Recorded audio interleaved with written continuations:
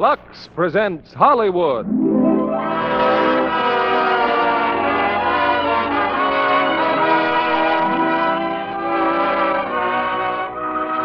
Lever Brothers Company brings you the Lux Radio Theater, starring Judy Garland, Margaret O'Brien, and Tom Drake in Meet Me in St. Louis.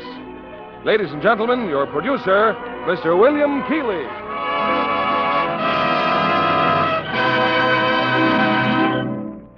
Greetings from Hollywood, ladies and gentlemen. To the student of history, popular songs can often be a guide to the customs and manners of their time. And the theme song of tonight's play, Meet Me in St. Louis, from the studios of Metro-Goldwyn-Mayer, is a clue to the great American vogue of 1904, the World's Fair in Missouri. 10 million people attended it, but twice as many people in our listening audience will be going there tonight with three of Hollywood's most charming stars, the ever-popular Judy Garland, lovable Margaret O'Brien, and talented Tom Drake.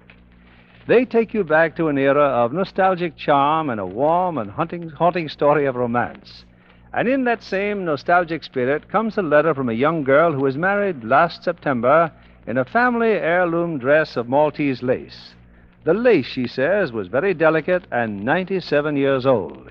Yet when we washed it with Lux Flakes, it came out perfectly preserved in color, daintiness, and texture. We were astonished that a lace so old and delicate could be so beautifully restored. To Mrs. F.A. Gunderson, the bride, our heartiest thanks, and our sincere best wishes for a happy future with Lux Flakes. On to Act One of Meet Me in St. Louis, starring Judy Garland as Esther, Margaret O'Brien as Tootie, and Tom Drake as John.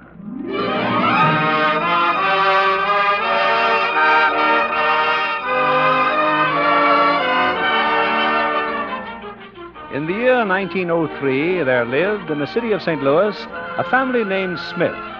There were Mr. and Mrs. Alonzo Smith and Grandpa Smith. There were also two daughters and a son, Rose, Esther, and Lonnie.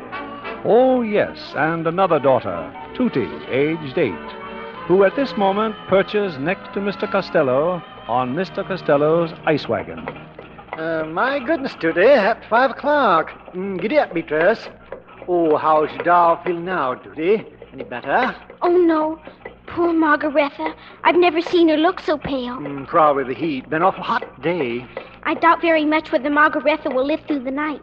She has 4 fatal diseases. As a rule, only takes one. She's going to have a beautiful funeral in a cigar box my papa gave me, all wrapped up in silver paper. That's the way to go if you got to go. Oh, she's got to go.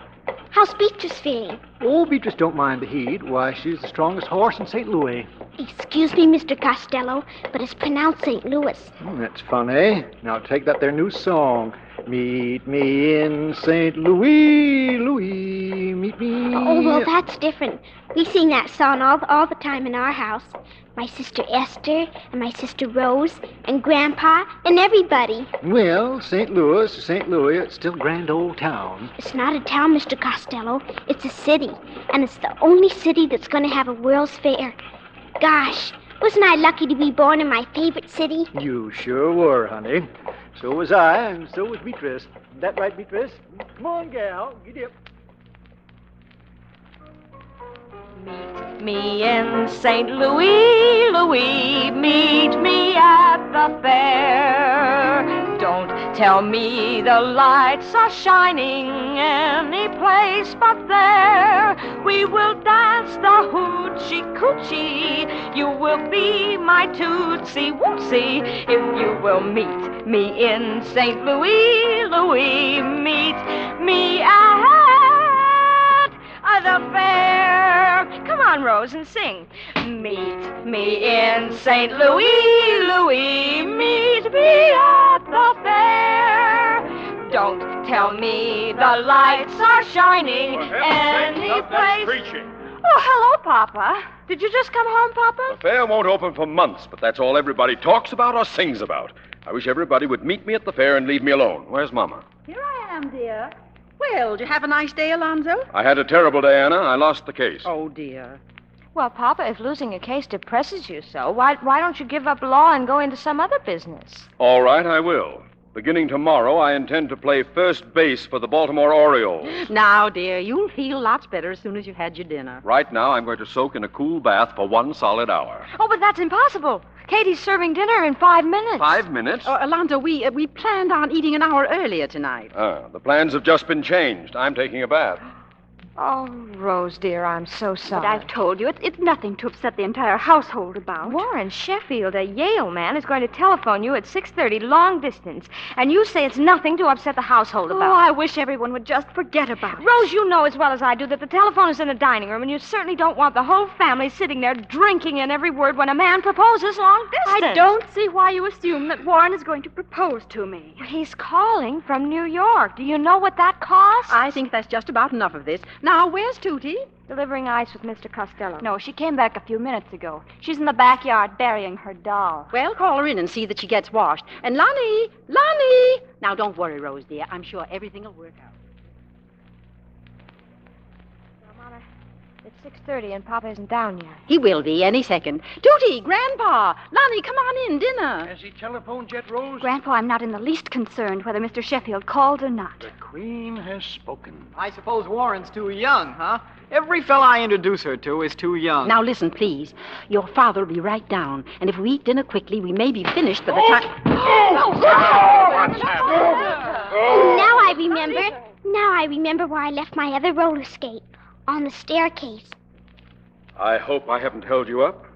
I was just taking a little ride before dinner. Tootie, is this your roller skate? Yes, Papa. Thank you. You're welcome. And remind me to spank you after dinner. Yes, Papa. Lord, we thank thee for the bountiful blessings which we are about to receive. Amen. Ah, soup. Don't blame me if it's cold, Mr. Smith. So's the corned beef. Ah, Katie. No, it's fine, delicious. Well, what's the matter with everybody? Eat your soup. I'll get it. Oh, Rose, let me get it. Telephone. What are you all jumping for? Sit still. I'll answer it. I'll simply die. Hello? What? New York? No, I'm not calling New York. What? Hello? Anna, I'm going to have that instrument of torture ripped out of this house. Alonzo, every telephone call is not for you, dear. That one wasn't. New York. Rose is crying. Well, what's the matter with you? Oh, it's nothing, Papa. It's just that you've ruined Rose's chances to get married, that's all. What did you say? That was Warren Sheffield calling long distance to propose. Oh, I see. Tootie, did you know there was a long-distance call coming to this house?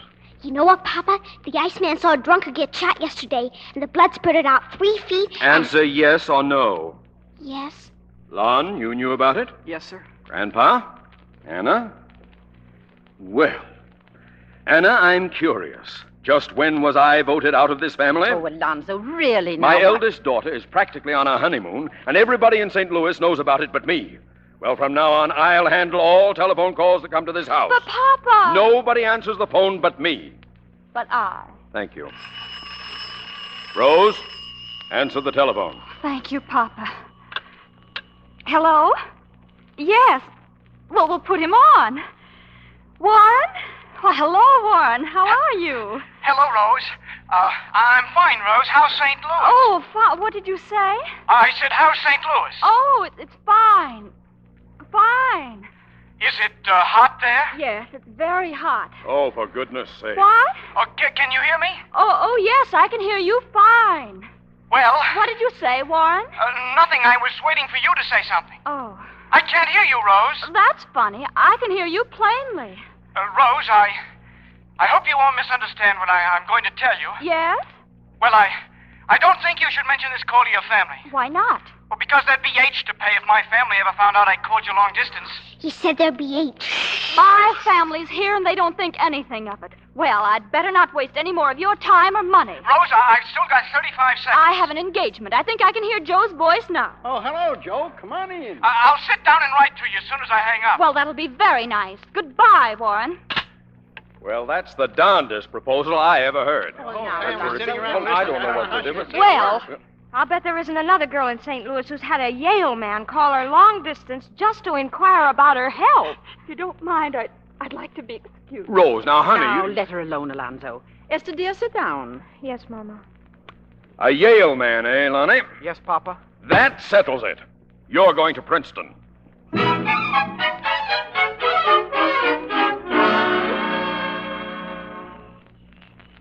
Oh, it's nice just sitting on the front porch, isn't it, Rose? I just love a summer night. Esther, wasn't that silly of me running away from the dinner table? Oh, Rose, I wish I had your savoir-faire. Esther, look. Next door, our new neighbor. John Truitt? Yes, on the lawn. Now, be perfectly calm. We can talk a little louder, but for goodness sakes, don't let on that we see him. Ready? Yes, let's get a little closer to the railing. Isn't it a gorgeous night, Esther, dear? Oh, heavenly, Rose, just heavenly. He smokes a pipe. I understand they're having a fashion pavilion at the fair. Isn't that exciting? I shan't be at all surprised if Joe insists on taking me to the fair every single night. Joe's so overpowering. Oh, Prudence. Huh? Well, look, he just turned around and walked back into his house. Oh. Well, not very neighborly, I must say. Well, he's only lived here 2 weeks. You can't expect him to fling himself at you. Well, how am I going to meet him? I know. I'll get George Briggs to bring him over here to Lon's going-away party. Oh, Rose, could you? Of course. Let me get some stationery. We can write the invitations right now. He didn't even notice me.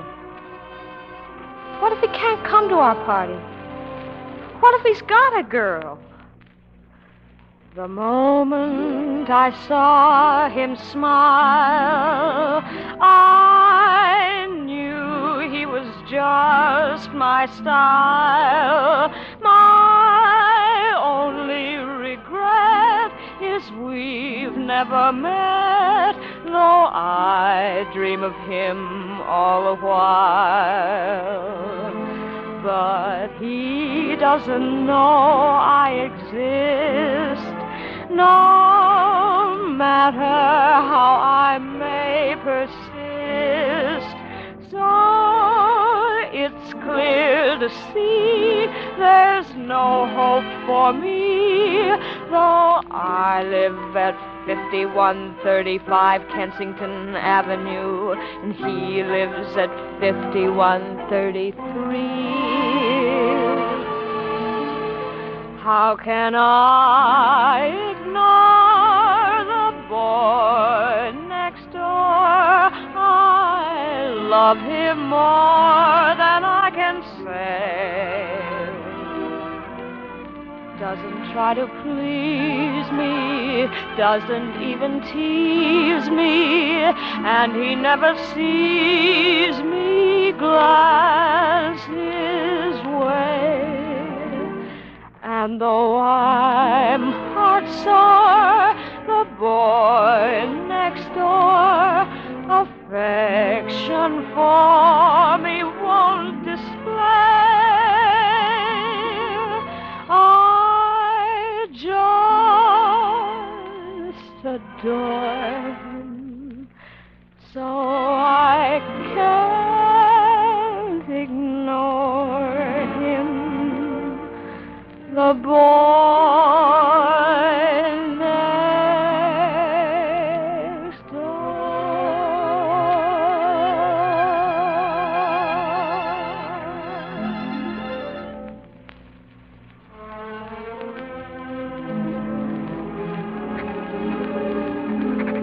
My dear Mr. Truitt, you are cordially invited to a party on Saturday next in honor of our brother, Alonzo Smith, Jr., who is leaving for Princeton. Hoping you will honor us, I am cordially yours, Rose Smith. How's that, Eth? Well, it's pretty formal, but I guess we better be pretty formal to start with.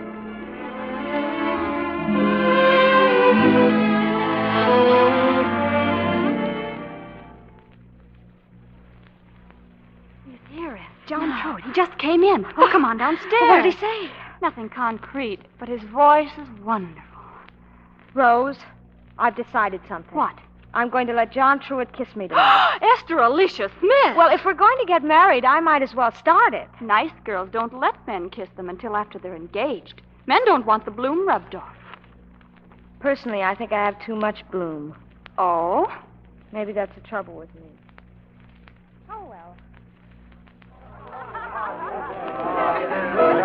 So I think Princeton's all right, John, huh? Oh, Princeton's a peach of a school. A peach of a school. Well, that's where I'm going. Oh, Esther. Yes, Alonzo. May I present our neighbor, John Truitt? Oh, I'm sorry. I didn't quite catch the name. John Truitt. Oh, well, welcome to our house, Mr. Truitt. Well, thank you. You know, this is the first party I've been invited to since we moved to St. Louis. Oh, do you live here? Well, of course he lives here, right next door. Oh, well, that's where I've seen you. I thought you looked familiar. If this dance isn't taken, Miss Smith, I'd be very honored. Well, I'm terribly sorry, but... Oh, well, since you're our next-door neighbor. Thank you. Now, what in the heck's got into her?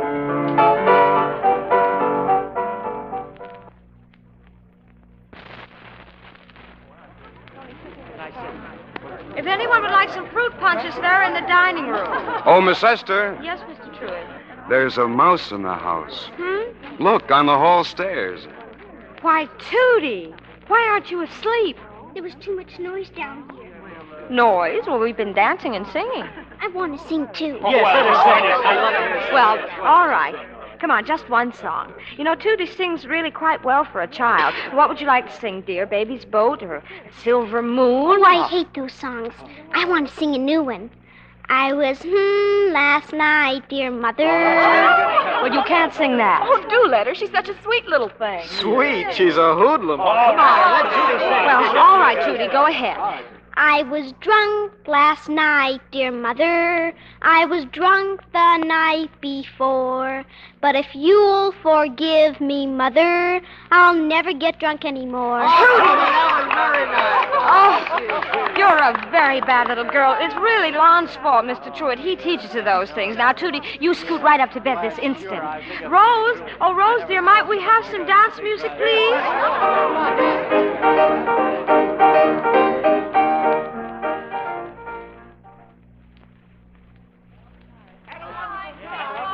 Good night. Good night, everybody. It looks like I'm the last one leaving. Well, good night, Miss Esther. Good night. Bonsoir, Monsieur Treat. Coming up, eh?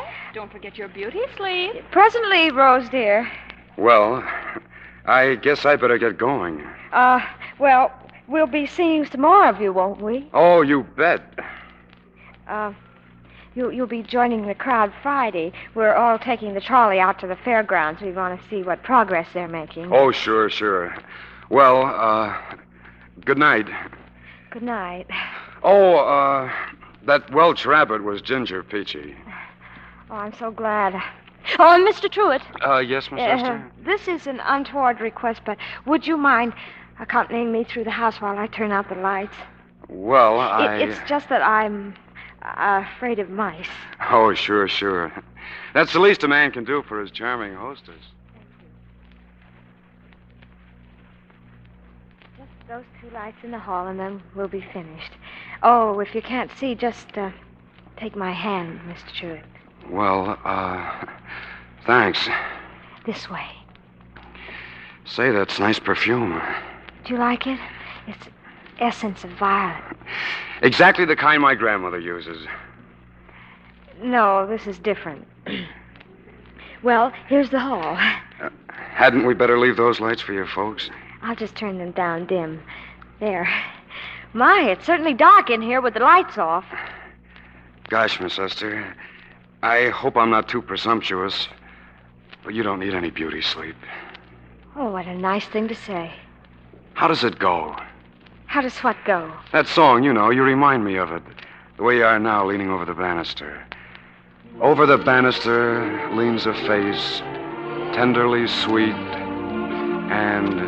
and beguiling, while below her with tender grace he watches the picture, smiling. A light burns dim in the hall below. Nobody sees them standing, saying good night again, soft and low. halfway up to the landing. Nobody, only those eyes of brown, tender and full of meaning, gaze on the loveliest face in town. Over the banister leaning. Oh, gosh, that was beautiful, Miss Esther. You can drop the miss. This has been a great evening. I'll never forget it. Do you mean that? Yes, I do. Do you always shake hands with a girl when you say goodnight? Oh, no, sir. Only when I think an awful lot of her. Oh. And you know something else, Esther? What? You've got a mighty strong grip for a girl. Well, good night, Esther. Good night, neighbor.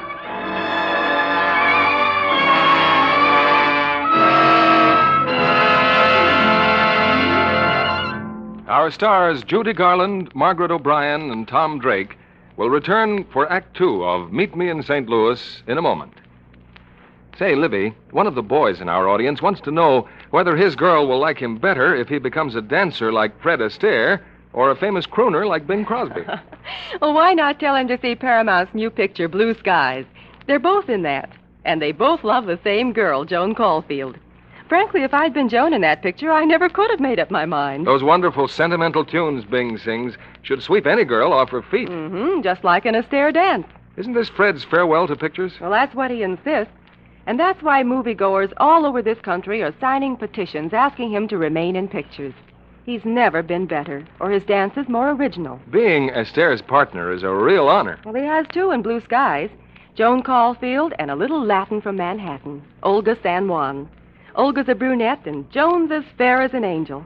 And both are divine in Technicolor. I bet I know another thing they had in common. What's that? Lux Care for their stockings. You're absolutely right. Anybody who dances knows how much strain stockings get. So naturally, the girls counted on Lux Flakes to cut down runs. Not only girls who dance, Libby, but girls everywhere know how much longer Lux stockings last. And so do Paramount Studios. Stockings for the chorus got the same Lux Care as those of the stars. But, of course, well, Joan knew about Lux long before she went to Hollywood. Wasn't she a model in New York? That's right. And models soon learn tricks of the trade, like getting more wear from stockings by luxing them every night. Well, actual strain tests proved how right they are. In these tests, stockings rubbed with cake soap went into runs very quickly. The luxed ones lasted and lasted. Twice as long, in fact. Girls on a budget appreciate that. And there's another good thing about Lux. A little goes a long way. Right, Libby. Now, a suggestion to the ladies in our audience. Because Lux is made of scarce materials, please don't waste it. Here's your producer, William Keeley. We continue with the second act of Meet Me in St. Louis, starring Judy Garland as Esther, Margaret O'Brien as Tootie, and Tom Drake as John.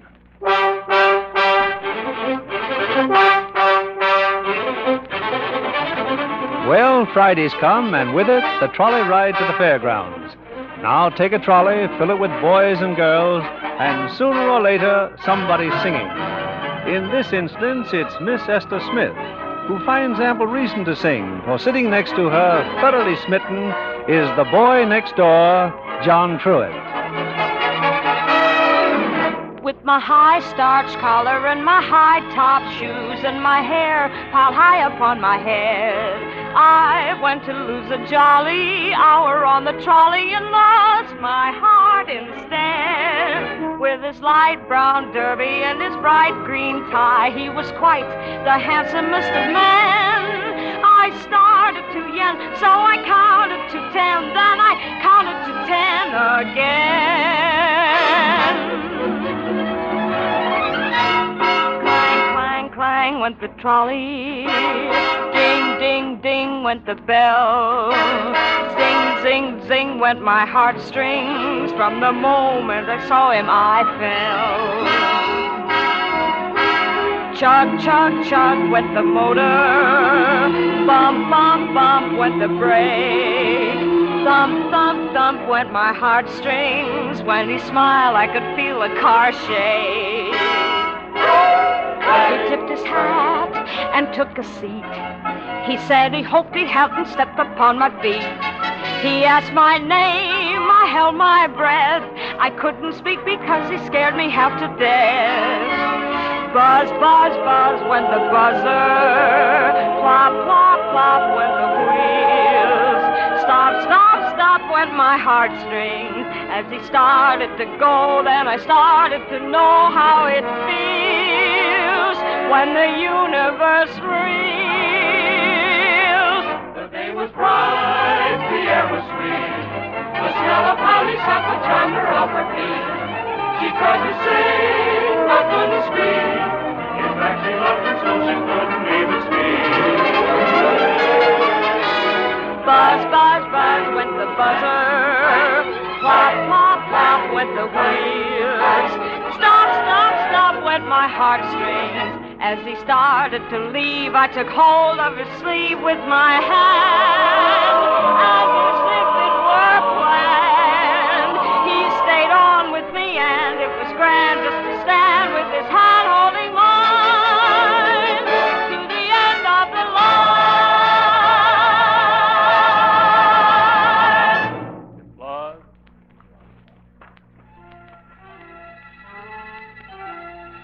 It's a few weeks later now, Halloween. And at the Smith home, disguised in sagging pants, a long red nose, and bristling mustaches, Miss Tootie Smith is about to brave the thrills and terrors of this ghost-ridden night. Now, wait till you see what I do to Mr. Brookoff. Do you know what Mr. Brookoff does, Esther? Minds his own business as far as I know. He buys meat and poison. Then he puts it all together and kills cats, thousands of cats. And when he's not killing cats, he beats his wife with a red-hot poker. My goodness. Glennie Travis told me. You going out with Glennie and the rest of those MAGA muffins? They're all down at the corner. They got a big red bonfire. That's so the banshees will know where to come. And I'm going to go and... Oh, dear. Oh, don't be afraid, Mommy. It's only me. Oh, why, I thought some horrible ghost had come into our house. Oh, I'm horrible, all right. I was murdered last week in a den of thieves. Well, here it is, Tootie. Here's your flower. Thank you, Grandpa. You wouldn't catch me out on a night like this for $1 million. Well, why not? Too many terrible spirits roaming around. Grandpa. Oh, go on, Tootie. It's Halloween. I just hope I get back to my bed and board all right. If you wet the flower before you throw it, it's harder for the victim to get it off. Well, goodbye. Goodbye, everybody. All right, everybody. I guess we're all ready to go. Oh, Mrs. Wilkins said she'd leave her hammock on the front porch. And with the children, please bring it back after they're through stealing it. Maybe we will and maybe we won't. Anyway, you ain't coming. Well, why not? 'Cause you're too little. Tootie. Hey, so who's going to take the Brookoff's house? Not me. It's too scary there. Even for Halloween. Mr. Bronkoff's got a great big beard. And a great big bulldog. And he poisons cats and beats its wife to the... Tootie, why don't you go home? Somebody's got to take the Brockoffs. I'll take him. I'll take the Brookoffs. Oh, boy, that I let Tootie take him. Oh, Tootie, go on home till you grow up. I won't go home. I'm going to take the Brookoffs. I'll torture them good and pull their roof down. Well, you got some flour? Yes. Just remember, if you don't hit Mr. Brockoff in the face with a flower and say I hate you, the banshees will haunt you forever. They will? Well, what did you think? Well, here I go. Come back when your mission is over. We'll be meeting here around the fiery furnace.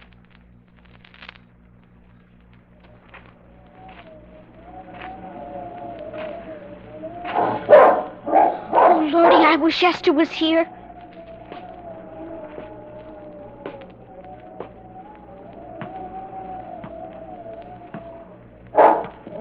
I can't do it. I can't. I'm too scared. Well, what do you want? Don't try to run away. Yes, sir. Did you ring my bell, ghost? Yes, sir. Well, go on. Throw the flour on me. All right. Some more. On my beard. Yes, sir. Now, say it. Say it! I hate you, Mr. Brokoff.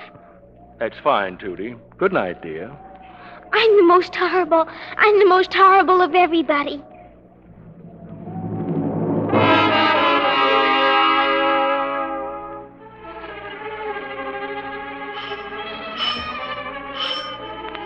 That you, Tootie? I'm coming. Well, did you have enough? For Glennie. Lester, you better come quick. Something's happened to Tootie. What are you talking about? Down by the trolley. She got hurt, Esther. She's bleeding like anything. Oh! Esther, did you get Pop on the telephone? No, Mama. They said he just left. It's Tootie's lip, Mama. It's all cut. Oh, good heavens. And a tooth knocked out. Oh, Katie, another compress. There, darling. There. Everything's going to be fine. He tried to kill me. Tootie! She must mean the streetcar. I think it hit her. It wasn't the streetcar. It was John Truitt. John Truitt? He was going to kill me. That's how I got hurt. But when I screamed, he ran away. Tootie Smith, that's a monstrous falsehood. Wait a minute.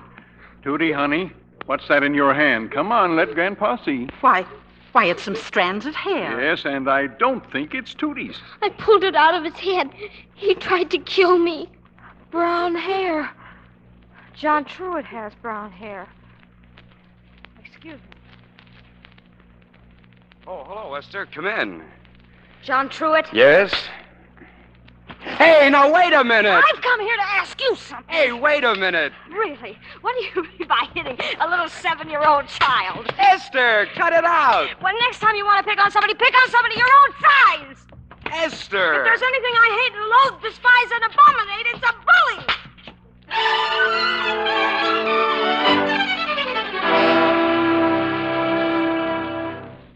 I want to sleep in Esther's bed, Mama. Of course you may, darling.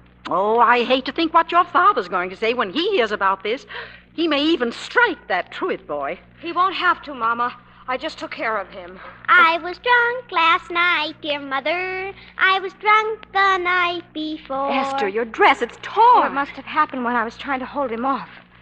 I bit him. I bit him, too. Did you, Tootie? That's not what Tommy Berkheimer says. I've just been talking to him. Did the trolley go off the tracks, Grandpa? No, but the cable came off and the motorman put on the brakes too fast. At least that's what Tommy tells me. What are you talking about? It seems the kids had found an old suit of clothes, so they stuffed it with straw, and somebody put it on the trolley tracks. We thought the car'd go off the tracks. Tootie Smith, why, you're nothing less than a murderess. You might have killed dozens of people. Oh, Rose, you're so stuck up.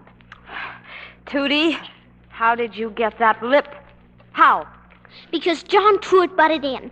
He dragged me up an alley so the policeman wouldn't get me. Huh. As though policemen never pay attention to girls. But I pulled his hair and got away. Then I fell down and cut my lip.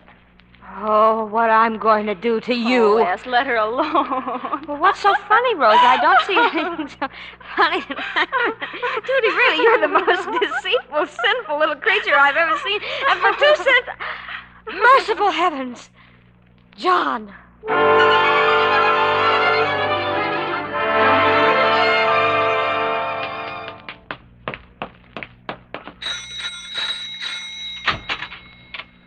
Oh, no, Esther, not again, please. John, there's been a terrible mistake. There has? Oh, yes, you see, Did I do that? Black eye, and this, and this, and this. Oh, I'm terribly sorry. Oh, that's all right. How's Tootie? Oh, she'll live. John, it's awfully nice of you to accept my apology. Well, if you're not busy tomorrow night, could you beat me up again? Well, I guess I'd better be getting home. Oh, before you go, would you mind helping me turn out the lights? I'm afraid of mice. It looks like most of the lights are out. Wouldn't take a minute to turn them on again. Well, wouldn't that be kind of wasting a minute? Yeah, I guess it would, Esther. You know, you've got a mighty strong grip for a boy.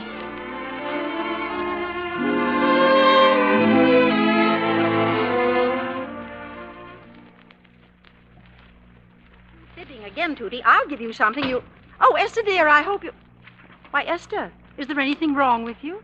Yes, Mama. Roses are red and John's name is Truett. Esther's in love and we always knew it. Judy and I just made it up. Oh, Mama, can't you make Tootie and Grandpa stop? We'd make one up for you, too, Rose, except we can't find anything to rhyme with Warren. This where the Smith family lives? Oh, Alonzo, I didn't hear you. Come in. Hello, Papa. I almost got killed. We stopped the trolley and I lost my tooth. And Esther bit John Truett. Anna. And Tootie fell, dear, and cut her lip. She's fine. Oh, that's a brave little girl, Judy. Oh, Anna, for you. Why, Alonzo, what a lovely box of candy. Is anything wrong? So you think I've been up to something?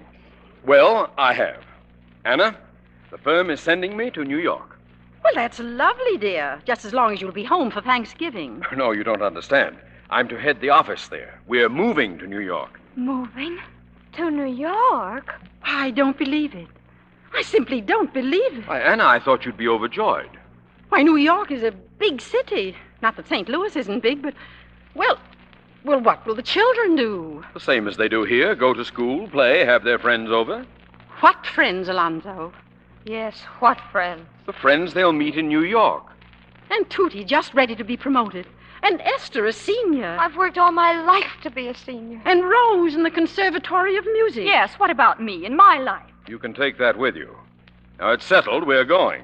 Well, I must say you're being very cold-blooded, packing us off lock, stock, and barrel. I've got our future to think about. I've got to worry about where the money's coming from, with Lon in Princeton and Rose in music school. Money. I hate, loathe, despise, and abominate money. You also spend it. And what about Katie and Grandpa and the chickens? Not that we have many left. That's a minor detail we can discuss later. So I'm a minor detail, am I? You know very well, Papa, I was talking about the chickens. Never mind what happens to your family, as long as the chickens are provided for. Now, I guess we're all a little excited. We'll talk this over calmly tomorrow. Well, what's this? Hickory nut cake, as only Kate can make it. We had some Halloween ice cream, but it's all gone, Alonzo. I'm sorry. I can't go to New York. I simply can't. I'm taking my cat. Winona goes wherever I go. Well, you keep her cooped up in a tenement. Oh, good evening, Katie. Couldn't help overhearing. Don't they have houses in New York? Rich people have houses. People like us live in flats. Thousands of people in one building.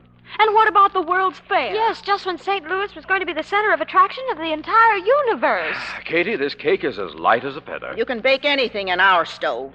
They got little box stoves in them tenements. Pass your plates, everybody. Have some cake. Thanks. I guess I got some things to do.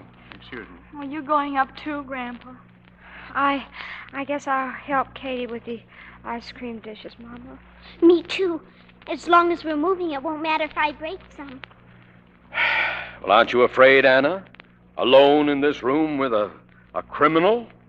That's what I'm being treated like. Now, it's not as bad as that, dear. If you think it's best to move to New York, why, that's what we'll do. Eat your cake, Alonzo.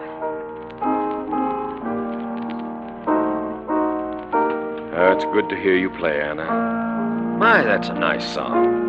Remember when I used to sing it? Through the years of dark and fair weather, Papa, that's just lovely. Tootie and well, I guess we'll have some cake after all. I want the piece with the rose petals. Mighty nice song. Mighty nice. Rose and I, well, there's nothing like good music and a piece of hickory cake. No, sir.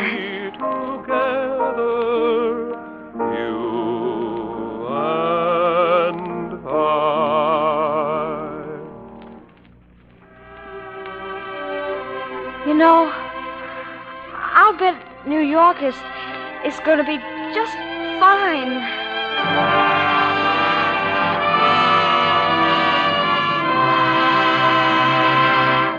We pause now for station identification. This is CBS, the Columbia Broadcasting System.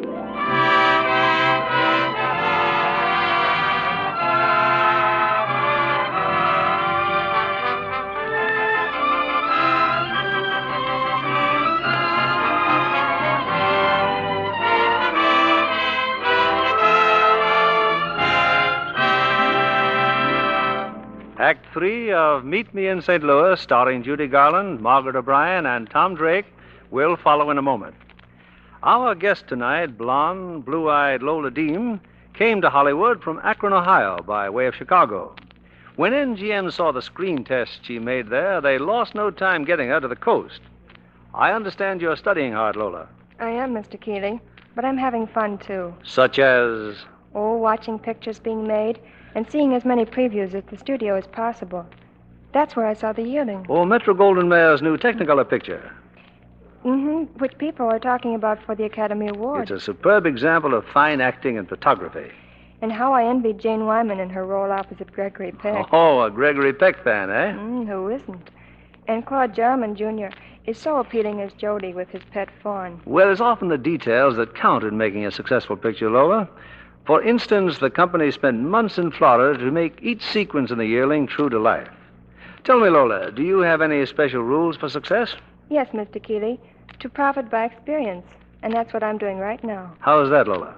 Well, when I was working as a radio receptionist back east, I found that good grooming was important. So naturally, I used Lux Flakes. You see, I was on a budget, and I saved a lot by wearing blouses and sweaters I could Lux myself. They always looked wonderful. Hollywood studios feel much the same way about Lux, Lola.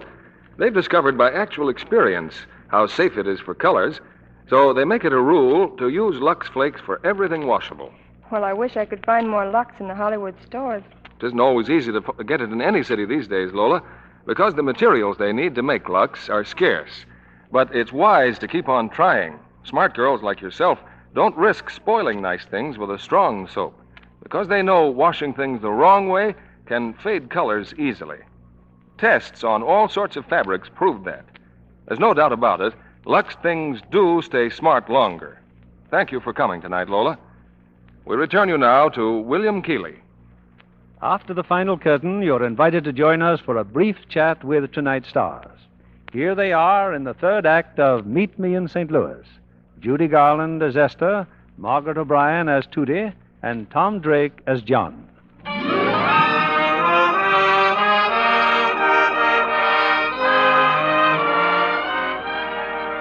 It's the day before Christmas, a week before the Smith family moves to New York, and 5 hours before the annual Christmas ball at the Women's Club. And Alonzo Smith, Jr., home from Princeton for the holidays, has a problem. Oh, Lonnie, you needn't be so grouchy just because Lucille Ballard doesn't think you're good enough to take her to the dance tonight. A girl has a right to go to a dance with anyone she wants. I just didn't ask her soon enough. Everyone knows Miss Ballard is just an Eastern snob. And I'll thank you, Rose, to keep Miss Ballard's name out of this. You're in a fine mood yourself, all because Warren Sheffield asked her instead of you. That's not true. Rose could have had any man she wanted. Except Warren Sheffield. Everyone knows that Lucille Ballard is just throwing herself at Warren because of his father's money. Now, that's what I call real Christmas spirit.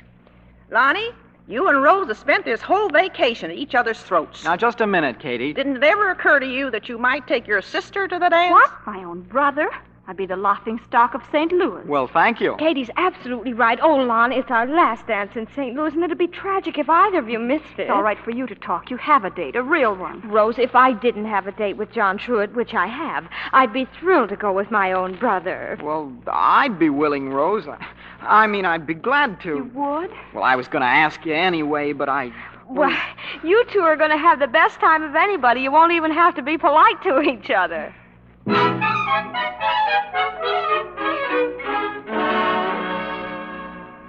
Hurry, yes, it's 7:30. Oh, Ash, you look grand, simply grand. That corset makes you figure just elegant. I feel elegant, but I can't breathe. Well, you have to start one sometime.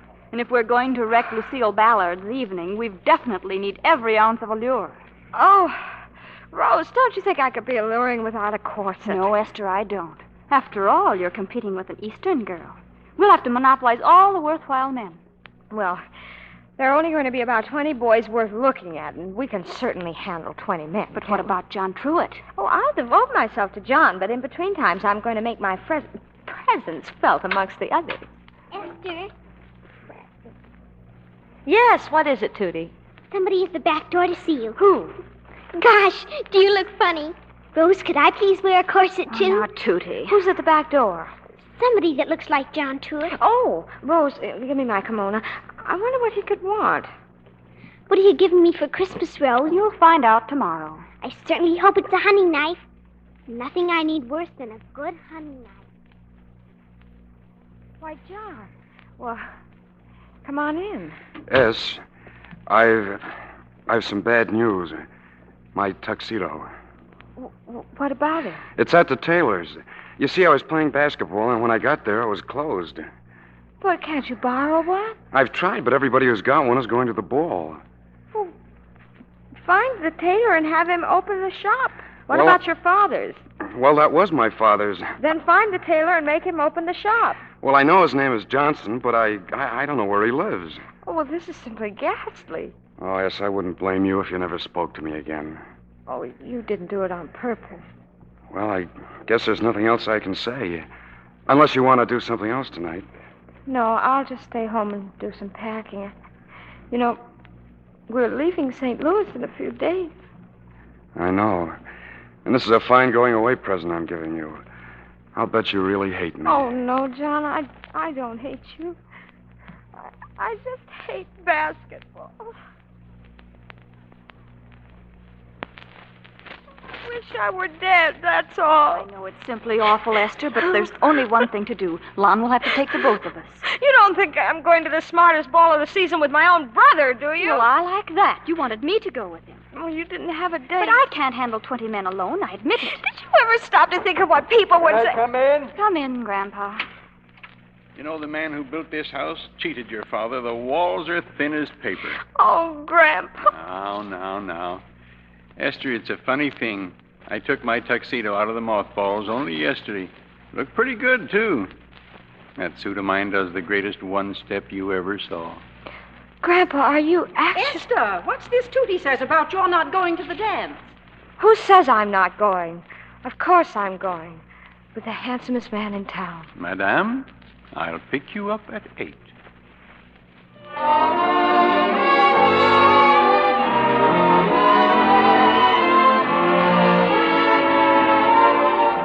Esther, I'm here. I made it. John! Oh, gosh, yes. I couldn't find Mr. Johnson until 20 minutes of 10. But he opened the shop, and, well, here I am. Oh, John, so much has happened, and I'm so glad. And if I'm crying, it's just because everything's turned out so simply divinely, and it's Christmas almost, and Well, what's happened? Well, don't you see them dancing, Rose and Warren Sheffield? Miss Ballard is a simply charming girl, even if she is an Easterner. She said, we're all grown up, aren't we? And since Warren all he talks about is Rose, my goodness, why doesn't he fill out her dance card? Well, who's Lucille dancing with? Well, Lonnie, of course. Oh, she's terribly fond of him.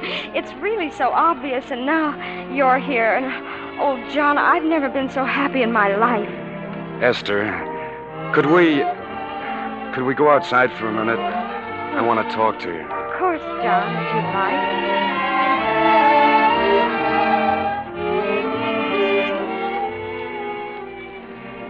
I wouldn't have said it, Esther, if I thought it would make you cry again. Are you sure you're warm enough? Oh, I've imagined you saying it thousands of times, and I'd always planned exactly how I'd act. I'd never planned to cry. Well, at least you didn't laugh. Laugh? I guess I never asked a girl to marry me before. I guess maybe I was kind of... Oh, John, no one could have done it more beautifully. I'm very proud. Esther, will you? Will you, Esther? Of course I will, John. Oh, gosh. Do you realize I might have lost you? A few more days and you'd have been gone. We might never have seen each other again. And now we're engaged. Esther, let's go home and tell your folks right now. Oh, no, not tonight. I'd rather just the two of us knew about it tonight. No, we're not going to let them talk us out of it, are we? After all, we are of age. Well, practically. John, even if I do go to New York, we could still work something out. Somehow. Couldn't we, John?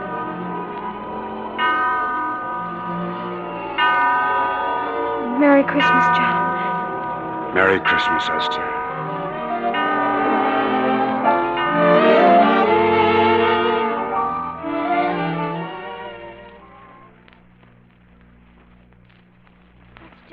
Can I come in bed with you? Oh, of course, darling. Come on now. Cover up. You weren't asleep either, were you? No, I Just been lying here thinking. Was the dancing nice? Wonderful. I've been watching. The moon's so bright, but I haven't seen anything. Did he come? Did who come? Santa Claus. Now you know he's not going to come until you're asleep. Then sing to me, Esther. Sing to me till I'm asleep. What kind of a song, Tootie? A Christmas song. All right. Have yourself a merry little Christmas. Let your heart be light. Next year all our troubles will be out of sight. Have yourself a merry little Christmas. Make the Yuletide gay. Next year all our troubles will be miles away.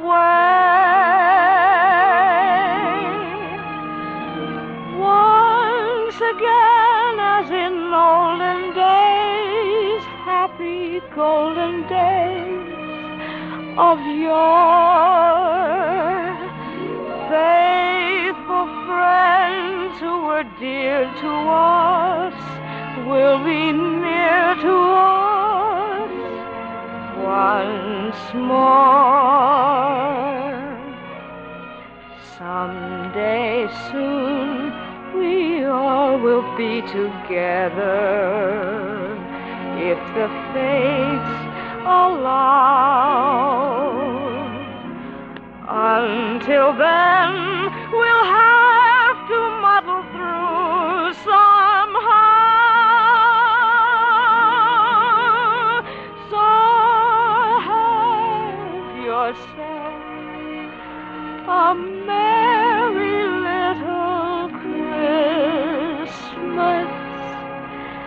now.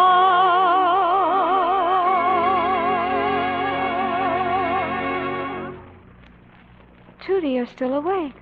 I can't go to sleep. Oh, Esther, how will Santa Claus know where to find us next year? We'll be in New York. Oh, you can't fool him. He can find anybody he wants to find. If he brings me any toys, I'm taking them with me. I'm taking my dolls and the dead ones, too. I'm taking everything. Of course you are. You won't have to leave anything behind. Except your snowmen, of course. My snowmen. Oh, we'd look pretty silly trying to get them on the train, wouldn't we? My snowmen. Snowmen. Judy, come back. My poor little snowmen. What is going to happen to them? Snowmen. Snowmen. Judy, darling, it's all right. It's all right, darling. What on earth happened, Esther? What was Tootie doing in the backyard? She just ran into the backyard, Papa, and started to smash her snowmen. Nobody's going to have my snowmen. Not if we're moving to New York. Now, don't cry, darling. You can build other snowmen in New York. No, you can't. You can't do anything in New York like you can in St. Louis. You're sure she'll be all right? Yes, Papa. You go back to bed. I'll take care of her. Well, good night, Esther. Good night, Papa.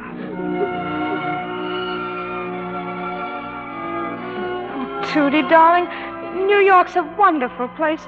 When do you see the fine home we're going to have and the friends we're going to make? But the main thing, Tootie, is that we're all going to be together. Just like we've always been. That's what really counts. We could be happy anywhere as long as we're together.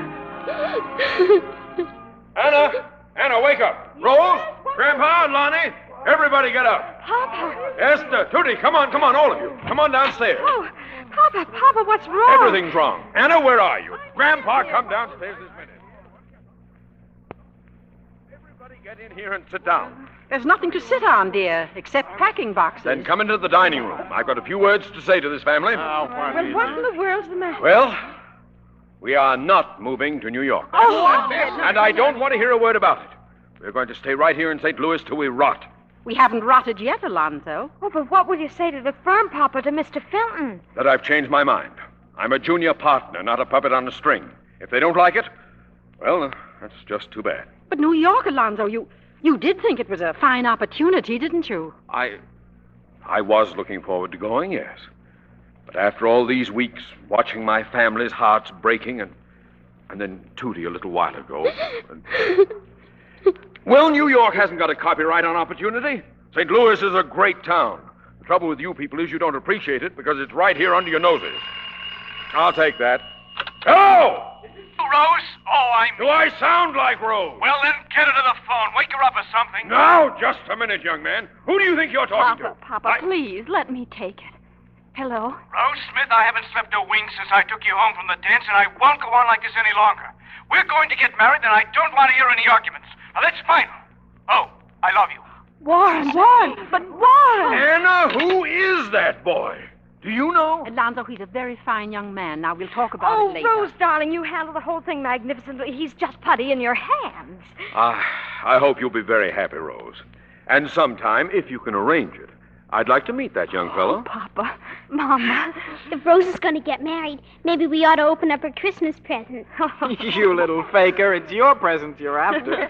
He's been here. Santa Claus. Well, of course, in the living room. Good heavens, it's Christmas morning. Merry Christmas. Merry Christmas. Oh, Papa, you've given us the nicest Christmas anybody could ask for. We're staying in St. Louis.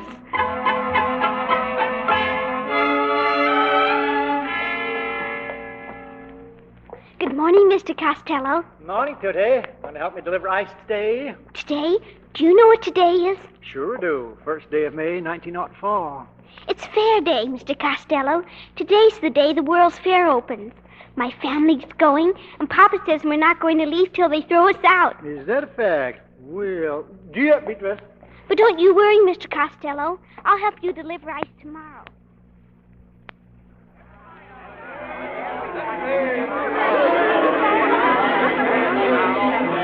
Oh, John, it's 8 o'clock. We promised to meet the family for dinner at the French Pavilion. Oh, we'll be there, Esther. I just didn't want you to miss this. Miss what, John? The electric lights. Look,Ess, they're turning them on. Oh! Here they come. Oh, it's just breathtaking. I never dreamed anything could be so beautiful. Imagine there's never been anything like this in the whole world. That's right, Es. Nothing like this and no one like you. Just think of all the things we'll have to tell our kids someday. I wonder if they'll believe it, John. I can hardly believe it myself. You and a World's Fair, right here where we live, right here in St. Louis.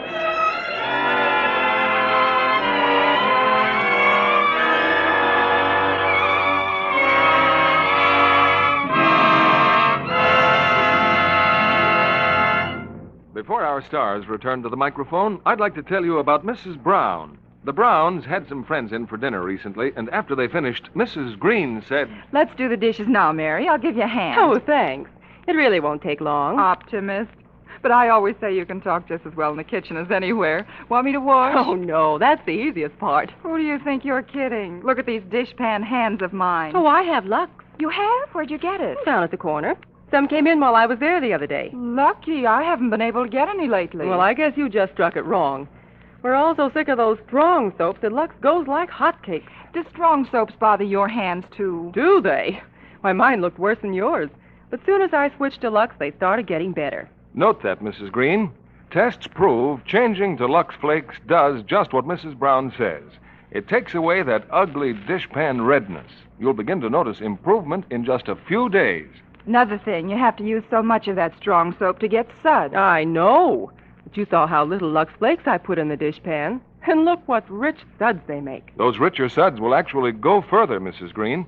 Do you know that ounce for ounce, Lux does up to twice as many dishes as other leading soaps tested? If I get my hands on a box of Lux Flakes, I'll go easy with it.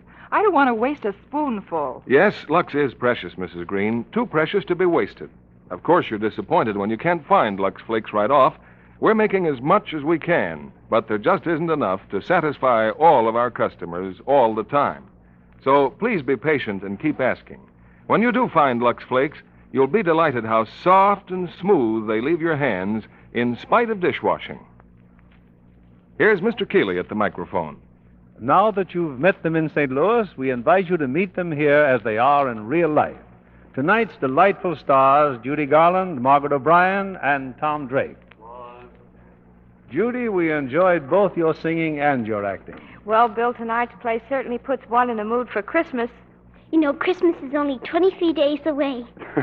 That's close figuring, Margaret. And, Judy, this will be the first Christmas for the newest member of your family. Have you brought the baby any presents yet, Judy? Well, I haven't done much shopping yet, Margaret. No, Judy's been pretty busy. It was just recently she finished her latest Metro Goldwyn Mayer Technicolor picture, Till the Clouds Roll By. Well, Margaret's been pretty busy, too. She's been appointed National Junior Chairman of the Infantile Paralysis Fund. Just 3 weeks and 48 hours until Christmas. And during the Christmas holidays, Margaret, you'll have to see Tom Drake's new MGM picture, Courage of Lassie. No, as a matter of fact, Margaret has one of Lassie's puppies. Is that right, Margaret? Yes, I named him Laddie. But just only 18 shopping days until Christmas. That's right, Margaret. And we've been doing some shopping on a play for next week. What are you presenting next week, Bill? 2 brilliant stars who rank among our greatest favorites, Irene Dunn and Walter Pidgeon. They appear in one of the screen's most entertaining comedies, Columbia Pictures' recent hit, Together Again. It's the fresh, delightful story of a woman torn between love and her career as a small-town mayor. A play I'm sure our audience will love. Well, Irene Dunn and Walter Pidgeon make a great team, Mr. Keeley. Just 23 days away. Remember, too, the days are getting shorter, Margaret. Gee, that makes things even better. Good night and best holiday wishes to you all.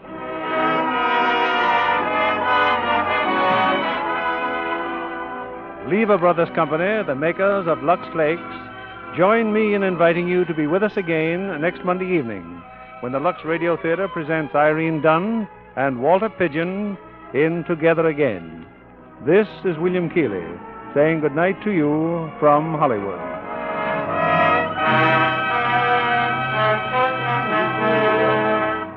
In spite of emergency housing measures, more than 2 million servicemen returning to civilian life are homeless. You can help out by making your extra rooms available to rent, rebuilding or remodeling only to make extra space for veterans, and by listing your sales or rentals with the Veterans Housing Center. Above all, don't discriminate against those veterans with children. They, above all, deserve first choice on our existing housing. Judy Garland, Margaret O'Brien, and Tom Drake appeared by arrangement with Metro Goldwyn Mayer, producers of Secret Heart. Heard in our cast tonight were Gail Gordon as Alonzo, Colleen Gray as Rose, Regina Wallace as Mrs. Smith, Norman Field as Grandpa, and Billy Roy, Noreen Gamil, Dick Ryan, Clark Gordon, Charles Seal, Truda Marson, Johnny McGovern, Joel Davis, Jerry Farber, Howard Jeffrey, and Lois Kennison. And this is your announcer, John Milton Kennedy, reminding you to tune in again next Monday night to hear Together Again with Irene Dunn and Walter Pidgeon.